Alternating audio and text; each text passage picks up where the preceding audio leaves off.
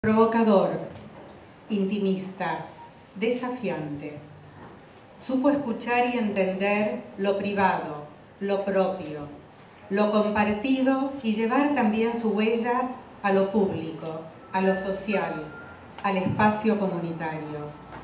Marca, nombre propio, identidad, camino. Hanan tenía silencios que eran elocuentes, preguntas que eran respuestas y respuestas cuestionadoras. Con Leonor nos encontramos hace tiempo en este lugar. Fuimos tejiendo palabras, armando frases, construyendo conversaciones. Elegimos escucharnos. Ella percibió, sintió, intuyó y pidió acompañarnos esta noche, poniendo su voz a los textos de Hanan, ser parte de este emocionado momento. Si se hubieran conocido, Leonor y Hanan hubieran sido amigos. Sutil, contundente, luchadora, comprometida militante de la vida, porque no es judía, porque no conoció a Hanan, pero se conmovió con sus palabras. Invitamos a la señora Leonor Benedetto que nos acompañe con la lectura.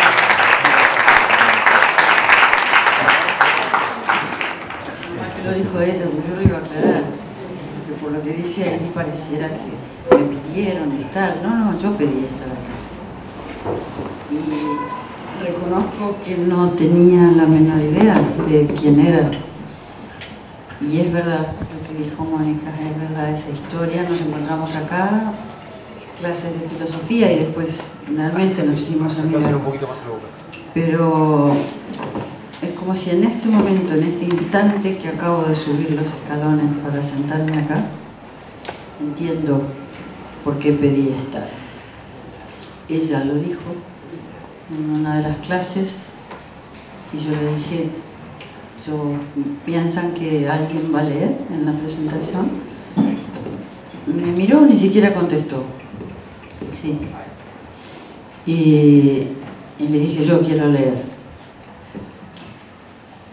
Y sí, es verdad, yo también pensaba mientras estaba allí sentada que hubiéramos sido amigos. Me gusta este hombre.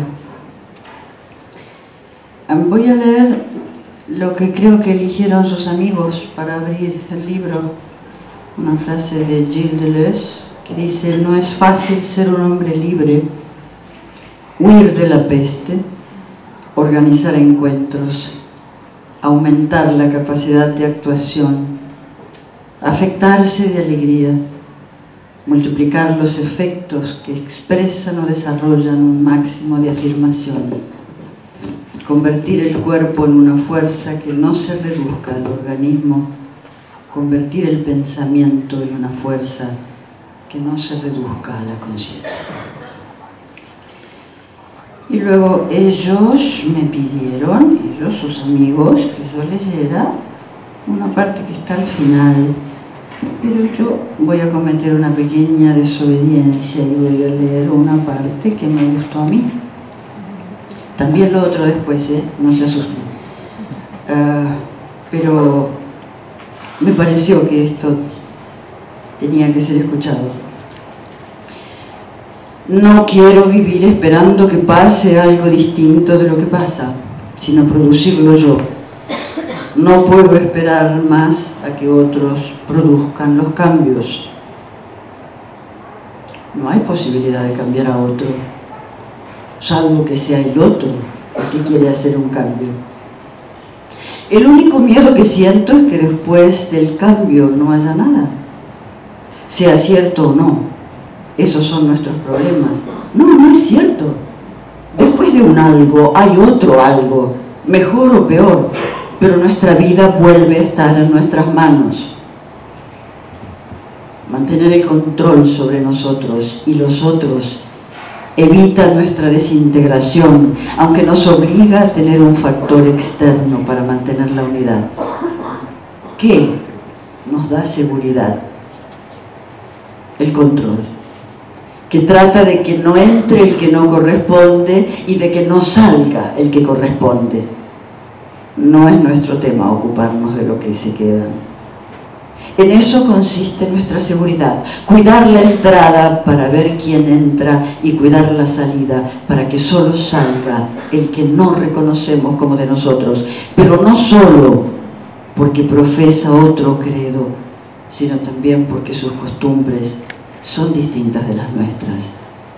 Tiene que haber un consenso para que la comunidad no se desintegre. La seguridad.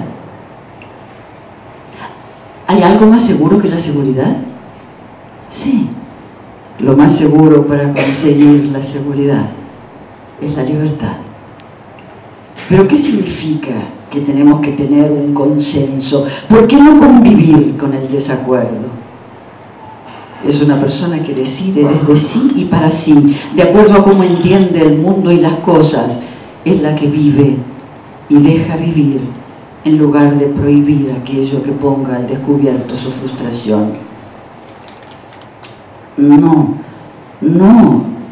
ya sé que no es nuestro problema, pero no solo nuestros problemas nos tienen que interesar. ¿Saben una cosa? Si algo empieza por pasarle a alguien que ni siquiera conocemos, va a terminar pasándonos también a nosotros. Sí,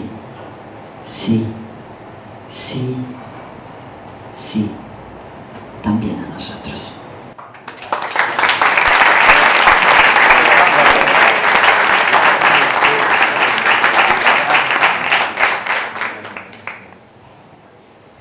Este es el último tramo del libro y se llama La lucha del hombre contra la adversidad.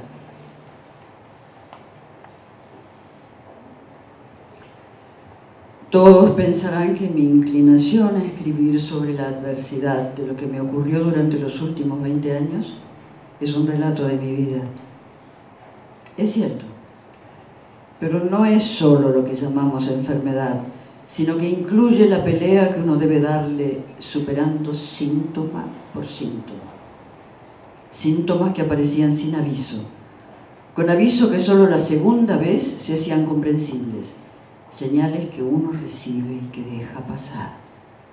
Pero lo seguro es que en todos se han recibido señales que uno las siguió o las dejó pasar. A veces convenció al médico de que lo que tienen no es tan grave, con la fuerza de la negación, que cuando se lo propone puede involucrar a otros. Negación de la que el paciente es portador para negar lo que ya sabe. Todos los que somos portadores sabemos que estamos atravesados por una enfermedad. El temor a saber la verdad lleva tiempo. Lleva tiempo, energía, conflictos sociales, aislamiento, dudas, y es el momento para confirmar que la duda es la situación más compleja, difícil, ya que no puede transformarse en acción, y uno siente que se paraliza en hacer algo que sea lo adecuado en ese momento. Frente a la adversidad hay dos posibilidades: sufrir o acosar.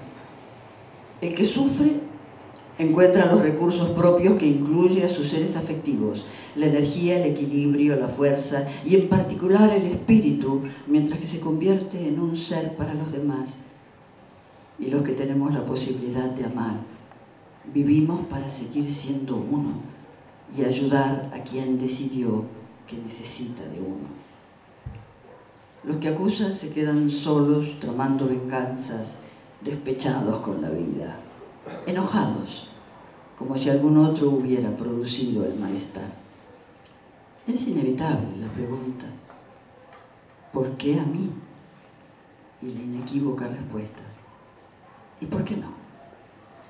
En esa primera etapa se siente como un castigo, como una injusticia, como haber soportado más que lo habitual del hombre. Comienzan a aparecer las recriminaciones por todo aquello que está separado de lo que estaba bien, solo y seriado lo que estuvo mal. Seriar lo que estuvo mal en nosotros es crear un monstruo, porque somos un equilibrio entre lo bueno y lo malo. como seriar únicamente lo bueno sería hacer de nosotros seres irreales y falsos. Aunque la enfermedad que me acompaña desde hace 20 años significó un cambio de vida, significa un antes y un después. Tiene cierto carácter épico definirlo así. La angustia que atraviesa al que no sabe qué enfermedad padece disminuye mucho cuando se entera. Enterarse es saber, decir que uno es, reconocer que uno ya sabe qué enfermedad tiene. En términos de la fenomenología, es un desarrollo que liga la enfermedad con la historia del sujeto y no un proceso que irrumpe y desliga la aparición de la enfermedad apareciendo de la nada. Ningún paciente, ni tampoco ningún médico, piensa así ahora. Tampoco es cierto que el médico en su marco referencial mantenga a las enfermedades mentales u orgánicas como fueron incorporadas la primera vez. Y no es cierto, porque un marco referencial se modifica siempre. Y como el médico incorporó una teoría que le resolvía todo, la eligió para no estar frente a la enfermedad y entrar en la confusión. Es elegir para no tener que vivir pensando, ya que además tiene que trabajar, paradojal. Trabajar al máximo para no pensar. El paciente está abatido, la familia alarmada. El médico no responde y cuando lo hace tiene que cuidar lo que dice y prefiere un discurso evitativo por temor a comprometerse en una respuesta que puede implicarlo. Qué distinto es si el compromiso que se hace es de un acuerdo de las tres partes, paciente, médico y familia, de ir comunicando a partir de que el profesional comience a contar con el relato del paciente. El sentimiento último y silenciado por la familia es: si no le insistimos, el médico no se ocupa y puede dejarlo morir. De acuerdo al vínculo que hayan contraído con el médico, el paciente confiará en él o irá a otro. O utilizará la consulta para evitar otras, o irá visitando médicos hasta que encuentre lo que él espera que le digan. Por miedo a lo que encuentre el médico, la mayoría no concurre a la visita. Teme lo peor, que es el cáncer, que se da la minoría de las veces y como causa de muerte solo cuando la consulta se realiza tarde. Aquello que puede salvarlo es lo que le quita la vida. No consultar cuando uno ya sabe que se produjo un cambio. Todos, sin excepción, sabemos que hubo un cambio. Sin embargo, a cambio de la verdad, el enfermo eligió la muerte. En mi caso particular viví preocupado, pero sabiendo que siempre ofrecería batalla y que era probable que saliera adelante. En una oportunidad tuve la sospecha de un tumor. Me llamó la atención la aparición de una línea de 1 centímetro. Consulté con muchos médicos y todos coincidían en la consecuencia por una intervención anterior y por lo tanto una cicatriz. Qué mejor para un paciente que todos los médicos dijeran que era una cicatriz a que fuera la aparición de un tumor. Decidí hacerme una radiografía cada 10 días. Después de 6 semanas, la línea se había convertido en un círculo de 5 centímetros de diámetro. Llevé esa última radiografía al médico. Sin hablar, la miró. Luego llamó al hospital. Al otro día ya tenía el diagnóstico de adenocarcinoma. Solo temí, después de proyectar para el 15 de junio la cirugía de 2 hepatocarcinomas, 2 cánceres de hígado, que tuvieran relación, aunque mi cuerpo me decía que no. Y así fue. Uno no era metastático de los otros. Me operé de 2 de hígado el 15 de junio y el 8 de julio del de pulmón.